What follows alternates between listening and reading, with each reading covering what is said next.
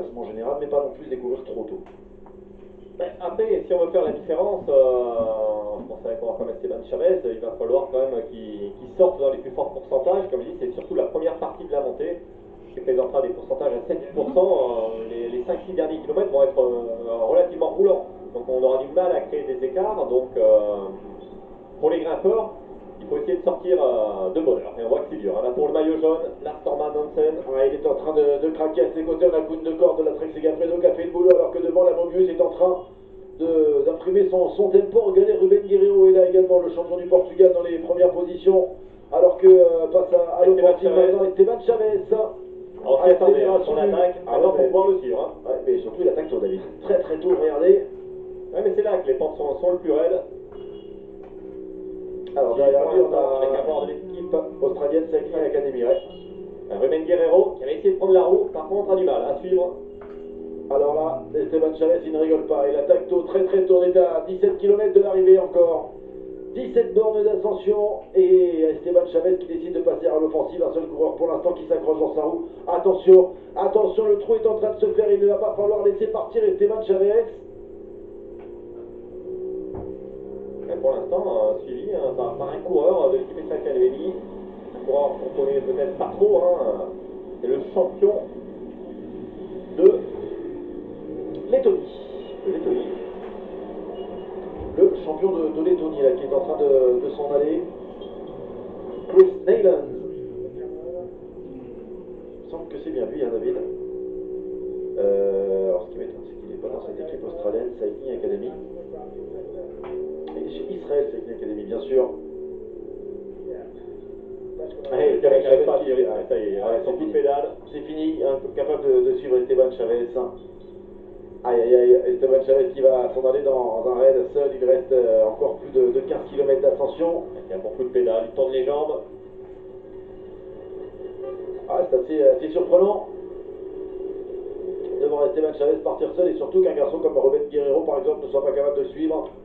Attention parce qu'il peut y avoir le contre-coup. S'il y a un coup de moins bien pour Esteban Chavez, ça peut faire très mal. C'est vrai qu'on est en début de saison, parfois on peut sortir fort au pied de l'ascension et puis coincer dans les derniers kilomètres. Puisque vous parlez du début de saison, une question de cyclismepro.com sur le hashtag DRP David. Une étape de 18 km aussitôt dans l'année, 218, c'est quand même assez rare. Oui, c'est assez rare de faire des étapes aussi longues, surtout en début d'année. Alors après on peut dire qu'en Australie, voilà, c'est la période estivale, il y a des bonnes conditions météo. Mais c'est pas donné à tous les coureurs, surtout pour reprendre la saison. Cameron Meyer distancé. C'est fini pour Cameron Meyer qui ne parvient pas à suivre le tempo imposé par son coéquipier chez Mitchelton Scott, Esteban Chavez. Pour le reste, on s'accroche avec ici à l'image Lucas Hamilton. Juste devant lui, c'est Damien Hosson, le vainqueur sortant. Un petit peu plus devant, c'est celui dont on parlait il y a un instant, Chris Neylands. C'est vrai que les deux coureurs de l'équipe Mitchelton Scott ont l'air à la rupture derrière. Question de Mika 49V sur le hashtag DRP. Bonjour messieurs, combien d'équipes sur cette course, combien de coureurs par équipe? Comme ça sera maintenant la norme sur toutes les courses, sauf les grands tours où on passe de 9 à 8 coureurs. Et il y a 15 formations au total. On est en train de revoir le moment où Chris Neylands, le champion de Lettonie, est en train de lâcher. Esteban Chavez qui lui en profite pour remettre son oreillette. Il est parti dans un raid, Esteban Chavez. Mais David, on va rappeler également le classement général, parce qu'Esteban Chavez au classement général, alors certes, Lars Norman Hansen est déjà reculé, est déjà loin. Il avait 46 secondes de retard, sont présents encore dans le groupe juste derrière d'autres garçons, alors que ici sort Alexander Evans. Ah ben on parlait tout à l'heure d'Evans. Brad Evans était présent lui à l'avant de la course dans l'échappée. On a vu les Mobius rouler. Peut-être pour préparer cette attaque, celle d'Alexander Evans qui tente de sortir du peloton maintenant. Il faut dire que Ruben Guerreiro avait lui 22 secondes de retard au général. David, ça veut dire qu'Esteban Chavez doit mettre 24 secondes. 14 avec les 10 secondes de modification s'il s'impose. C'est certainement la raison pour laquelle Esteban Chavez a décidé de sortir tôt aujourd'hui. Oui, et puis c'est surtout le parcours qui veut que cette première partie de la montée est difficile et qu'on voit que Damien Hosson comptait sur lui, mais on voit que l'Australien est aussi à la peine. Et donc la meilleure carte dans cette équipe c'était bien Esteban Chavez, et pour gagner il fallait partir de bonne heure.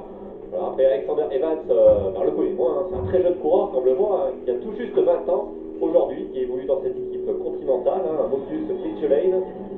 On ne sait pas de quoi est capable ce coureur. Vous l'avez dit, il est pas loin au classement général. Oui, il est loin, mais à 20 ans seulement, il est en train, pour l'instant, de faire un numéro. Alexander Evans, il est à 1 minute 58 au général. Ouais, c'est bien ce qu'il fait. Belle cadence de pédalage. Ça tourne les jambes. C'est propre. Garçon de 20 ans seulement. Australien à cœur de briller évidemment ici à domicile. C'est plus dur en revanche pour Laurent Didier de la Trek Segafredo. Déjà c'est une satisfaction pour lui d'être présent ici. On rappelle sa violente chute lors de la première étape. Son vélo qui s'était brisé en deux. Là il y en a un petit peu partout. Avec ici à l'image Lionel Baudit accompagné de Dylan Sunderland qui avait terminé 15e du général l'année dernière. 19e, pardon.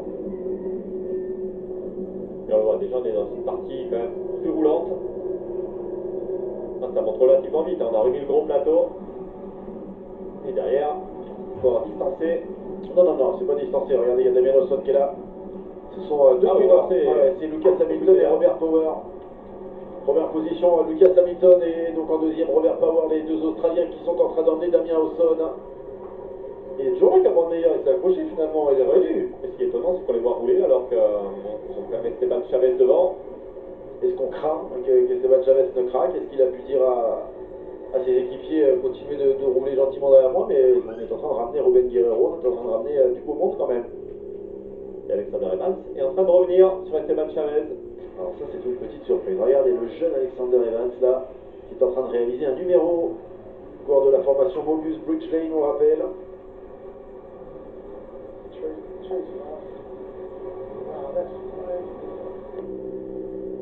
C'est vrai qu'on est jeune parfois, on s'enflamme un peu hein, dans les ascensions, surtout qu'on est sur le point de revenir quand même sur une tête d'affiche d'un coureur qui a fait podium sur un grand tour et qu'on a 20 ans, ça transcende. Donc il évolue chez lui, Alexander Evans.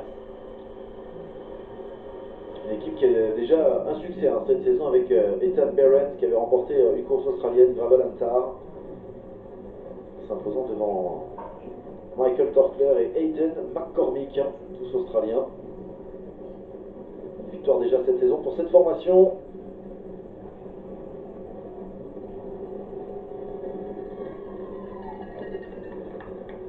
Dans ces parties roulantes.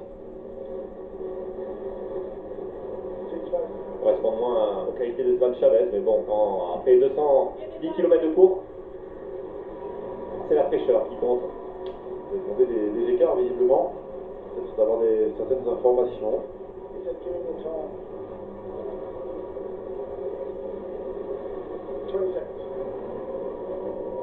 20 secondes, 20 secondes, 20 seconds, vous avez entendu? Ah, et ça ne doit pas être rassurant pour Esteban Chavez. On lui annonce qu'il n'a que 20 secondes d'avance. Regardez, il est en train de faire un gros numéro.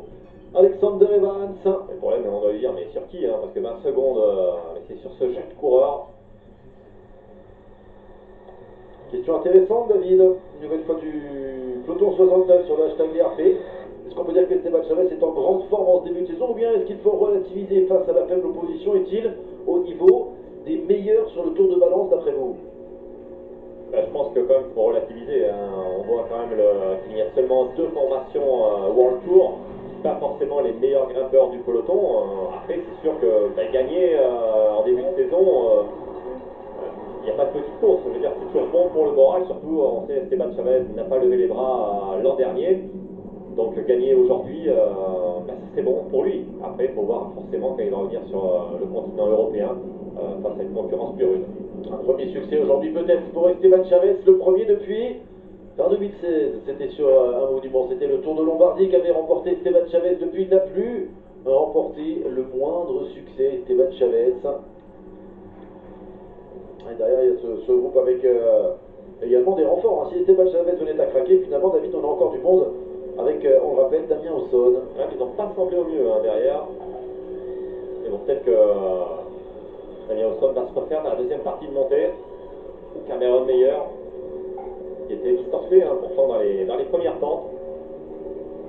Il est prêt qu'on retrouve Ruben Guerrero également, mais qui n'a pas pu suivre hein, l'attaque d'Esteban Chavez.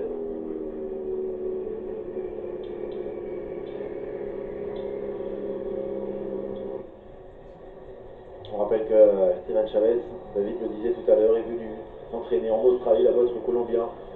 Il aime à s'entraîner ici et regardez toujours le numéro de ce garçon. Tout ça à 83. Alors c'est vrai que... On a cru qu'il était sur le point de rentrer, mais là j'ai l'impression qu'il commence à plafonner derrière.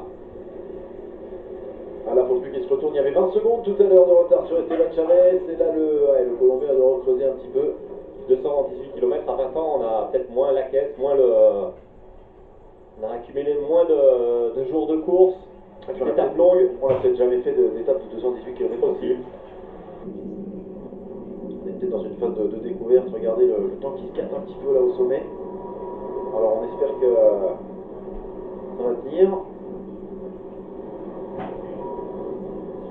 En tout cas du côté de chez Trek, concours battu pour l'instant.